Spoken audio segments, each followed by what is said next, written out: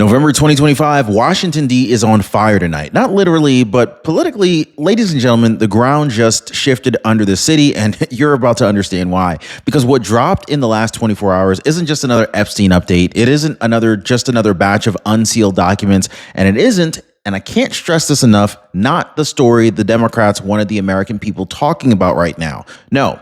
What we have tonight is different. What we have tonight is historic. What we have tonight is the kind of leak that destroys legacies, okay? It ends careers and exposes the kind of high-level corruption that the media has spent years manufacturing against Donald J. Trump while quietly burying the truth about their own political heroes. And so now it's all out in the open because the latest Epstein email dump doesn't just point toward Trump. In fact, it doesn't point toward Trump at all. In fact, it points upward into the highest levels of the Democratic Party, Obama's inner circle, Clinton's closest allies, and yes, Larry Summers, the man now at the center of a bipartisan meltdown after emails revealed a relationship with Epstein that was just so casual, so personal, and so disturbingly reckless that even the Trump administration is now issuing an official breakup order to institutions across the country. And that's just the beginning. In fact, tonight I'm going to break down the boss emails tied to Barack Obama, the Clinton-Summers pipeline exposed in black and white,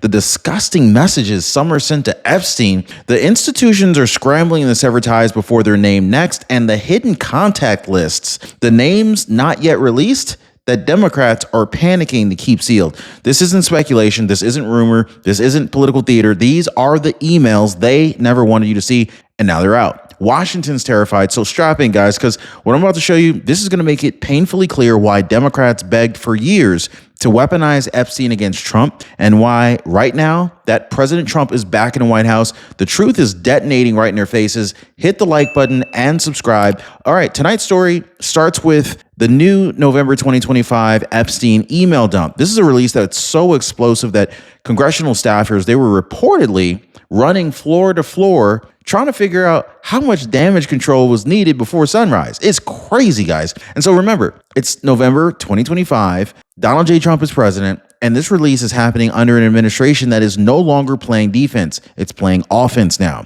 So the DOJ has confirmed that these documents are being released in phases, each tranche larger and more detailed than the last one. And this latest batch is the one that finally tears through the firewall that the media built around Obama-era power players. So what makes it so politically radioactive is it's very simple. These aren't rumors. They're not whispers or anonymous sources. These are emails, names, dates, and direct connections that the public was never supposed to see. But they're out now. And buried inside the latest tranche are now infamous boss emails, the ones that are connecting Jeffrey Epstein straight to the bloodstream of Obama's inner circle. The key figures here is Kathleen Rumler, Obama's former White House counsel and one of the closest personal advisors. Now, Epstein wasn't sending her vague niceties. He was giving her instructions. In one email, he tells her, "You need to speak to the boss." Rumler replies, "Agreed, but what do I need to be prepared to say yes before I talk to him?" So who is this boss, right? There's only one person Rumler would prepare for at that level. President Barack Obama. That's right. The secrecy of their exchange, the urgency, the language used, this wasn't casual communication. It was clearly coordinated, it was calculated, and it was absolutely never meant to surface. Now, before we move into the next explosive section, I want to go ahead and pause for something important because a lot of you watching are dealing with stress that has nothing to do with politics. Medicare, coverage, bills, surprise costs. This is one of the biggest sources of anxiety for retirees, and I hear about it every single day. But here's the truth, guys. If you've ever left a phone call smiling, you know the feeling of genuine relief, right? That's exactly what happens when people call Chapter about their Medicare plan. This is why I partner with Chapter. They make understanding your Medicare coverage simple and even pleasant. Now, one viewer told me, I couldn't believe it. I was actually happy after a call about insurance.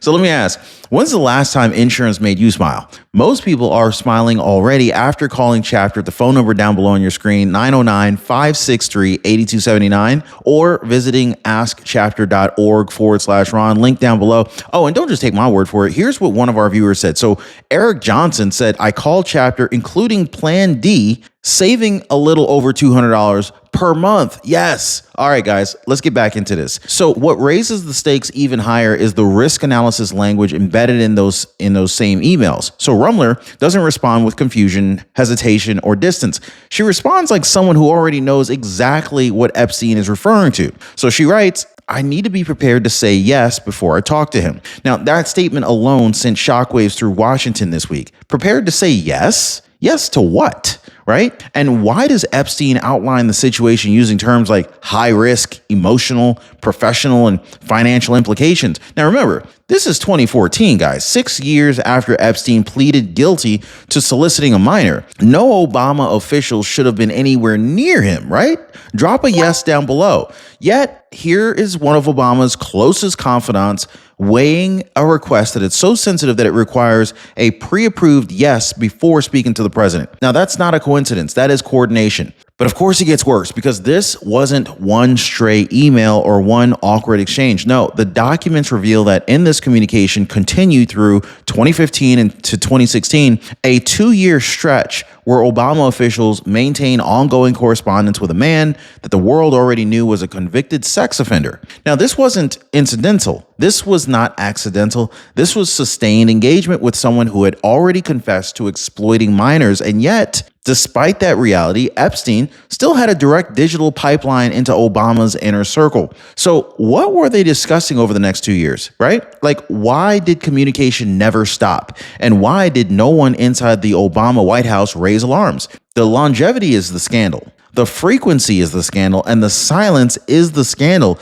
and the public was never meant to see any of it. Now, drop an Obama down below if you think he was in on it. Now, here's where the elite protection ratchet snaps into full view, okay? So after leaving the Obama White House, Kathleen Rumler stepped straight into a top position at Goldman Sachs, one of the most powerful financial institutions on the planet. And when those emails from Epstein dropped, emails showing Rumler communicating with a convicted predator, replaying messages to the president, and managing high-risk matters, did Goldman distance themselves, issue concern, launch an internal review? No. They immediately declared the revelations a non-issue.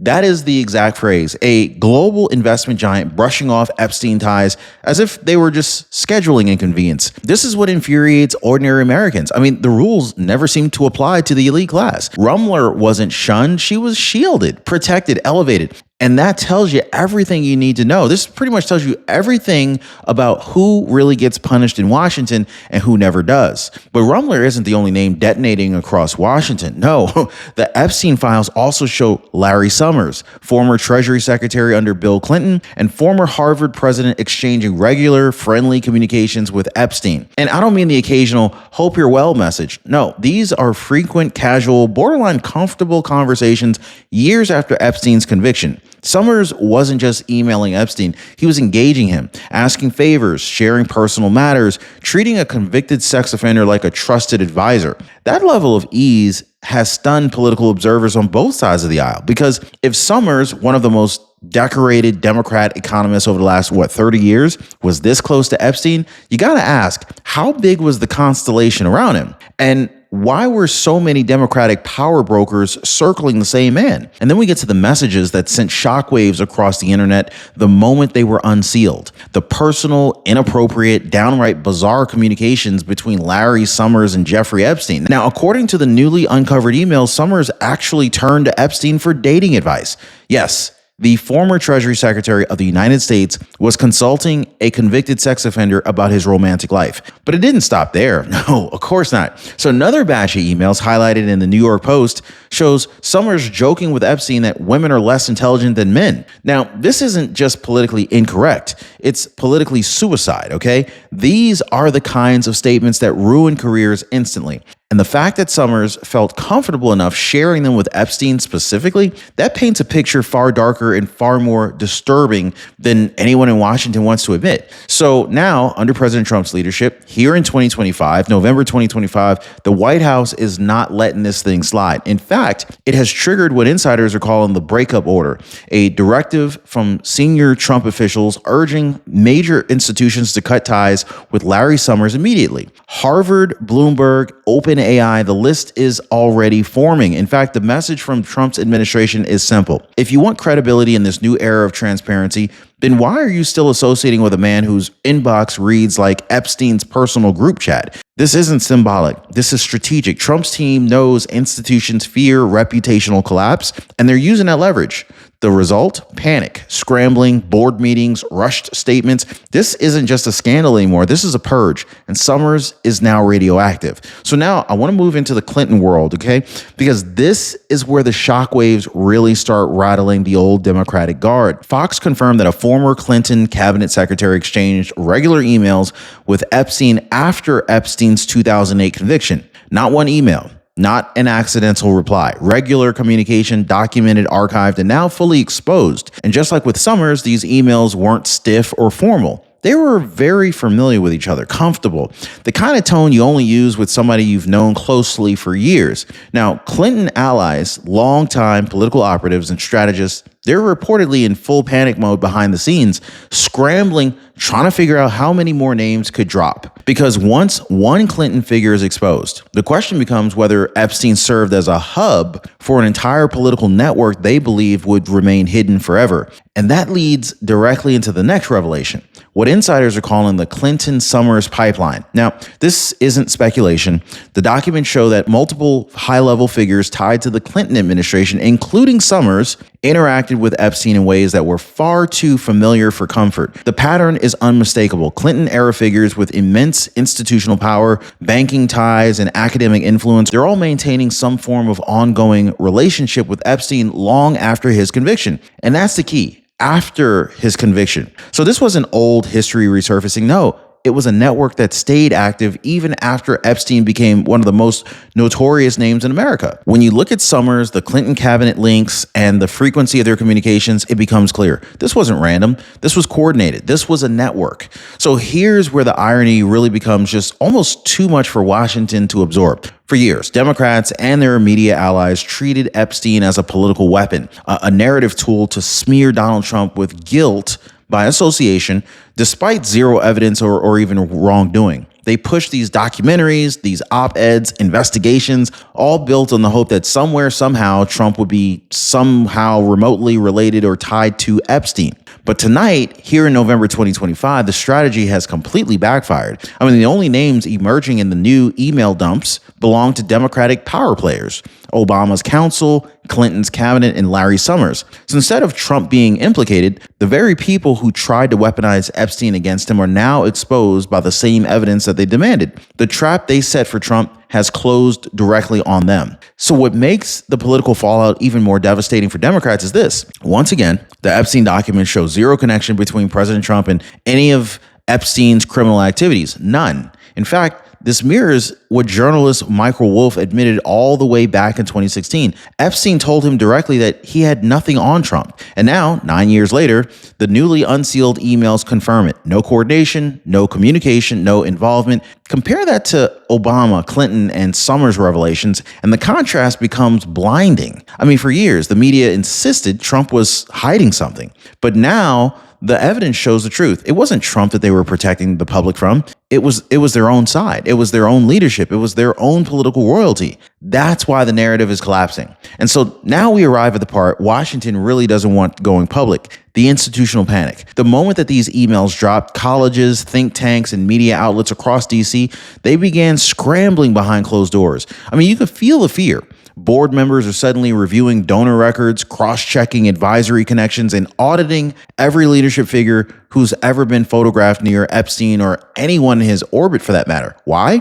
Because under President Trump's 2025 administration, the messages is unmistakable. If your institution protected Epstein-linked elites, you will be held accountable, period. This isn't symbolic pressure. It is strategic leverage. So when the White House publicly demands that Harvard, Bloomberg, and OpenAI cut ties with Summers, the ripple effect is immediate. These institutions know one thing. If they don't move first, they will be exposed next. So here's the most unsettling part of all this. We still haven't seen everything. So within this latest document release is what investigators are quietly calling the hidden contact list, a portion that remains heavily redacted, names blacked out, entire lines removed, dates buried. Congress is locked in a fierce debate over whether to force a full unredacted release, and suddenly, after years of demanding transparency, Democrats have lost interest in the truth coming out. Why? Because every unredacted name is a political detonation waiting to happen. Every hidden entry could be a senator, an aide, a donor, a media figure, or worse. Now, the implication is chilling. If what we've already seen caused this much panic, imagine the reaction when the redacted names finally drop. And make no mistake, they will. So tonight, as Washington scrambles, as institutions rewrite their public statements, and as the same people who weaponize Epstein against Trump scramble to contain the blast radius, one truth is now impossible to ignore. The Epstein files didn't expose Trump, they exposed them. Obama Circle, Clinton's allies, Summer's dark inbox, a political network hiding in plain sight. And with President Trump back in the White House, the era of secrecy is over. Now, if this is what's revealed in the emails they tried to bury, just imagine what's in the pages we haven't seen yet. Stay alert, guys. Stay awake and stay tuned because the next drop could change everything. Like, subscribe, share. I'll see you on the next one.